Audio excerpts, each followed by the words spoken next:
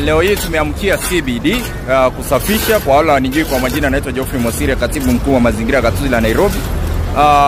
Tunaendelea kusafisha ile uchafu ambayo iliachwa baada ya demonstrations. Town ilichafuliwa sana, vitu ziliharibiwa, mawe ziliachwa kila mahali, wengine walichomewa maduka zao, wengine waliibiwa mali zao. Na jana tulishika wenye scrap metal ambao wameiba mali za wananchi wa Nairobi.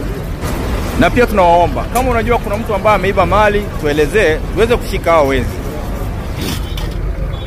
So tumeanza kusafisha CBD baada ya demonstrations. Tumekuwa na uchafu mingi sana, na kwa sababu hiyo ndio kazi yetu kama Wizara ya Mazingira, na nikishirikiana na katibu mwenzangu kutoka department ile inasimamia masuala ya administration katika county, tumeanza kusafisha jiji letu na tutaendelea kusafisha kuhakikisha kwamba ni safi. Wananchi mnapoingia katika jiji muweze kupata jiji likiwa safi. Na pia naomba young people, next time mnapokuja demonstration, let it be peaceful.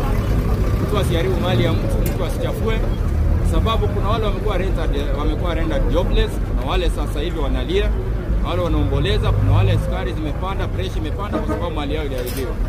So tunaenda kufagia jiji, na tunaomba wafanyabiashara pia kila mtu achukue jukumu la kufagia 10 meters radius katika duka lake. Kwa hivyo niliona kwenye mtandao ujumbe wenu ilifika, mlisema mkikuja town mpate ikiwa safi. Nataka kuhakikishia kwamba mtapata town ikiwa safi. Young people wale waliandika kwenye mtandao Mosire tupate town ikiwa safi.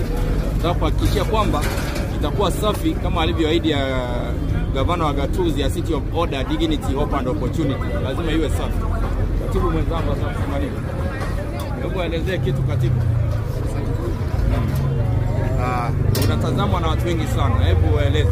My name is Bernard Kiara, County Officer in charge of Barros, Administration, Nairobi City County.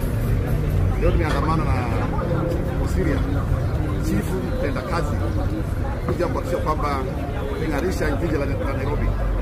Mimi pia natoa wito kwa wakazi wa Nairobi, hasa vijana wetu, kuhakikisha kwamba tumedumisha usafi, tumedumisha mazingira, Nairobi ikae kama vile inastahili kukaa. A city of order, dignity, and that gives opportunity to everyone. This is our city, Nairobi, lazima ing'are. Yes, hatuna town nyingine. Na zile dustbin ambazo wale walichukua, tafadhali rudisheni. Wale waliingia Uhuru Park, kuna elephant zimepotea, zile sanamu na vitu mingi zimepotea Uhuru Park. Wale scrap metal dealers, ukiletewa mali ambayo imeibwa usichukue, rudisha. Kwa sababu tumeanza msako, tumeanza operation. Nikiwa na katibu mwenzangu tumeactivate wa sub county administrators na sub county enforcement officers wakisaidie kwenda kwa scrap metal dealers. Wakipata mali yote ya serikali kwa hapo ama mali ya watu ile ilivunjwa town, watatusaidia kuwashika tuweze kuwachukulia tu, kwa sababu hili jiji ni letu, ni sisi ndio tutalitunza. Ama vipi katibu? Hii town ni nini?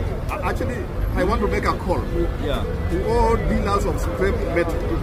Mahali popote waliko jiji Nairobi, wajua kwamba some of them are enablers of those who come to vandalize county installations. Ukiwashika, we will revoke your licenses and we shall make you pay for it. There's no way out to allow anyone to vandalize our streets, to take our property or anything else. It will never happen, not under the watch of Governor Sakaja. Vile amesema hatutaruhusu mali yalibiwe na hatutaruhusu mtu yeyote aweze kuibia watu. Kwa hivyo wacha tuendelee na usafi, tutasafisha jiji. Mkikuja Monday mtapata town ikiwa safi.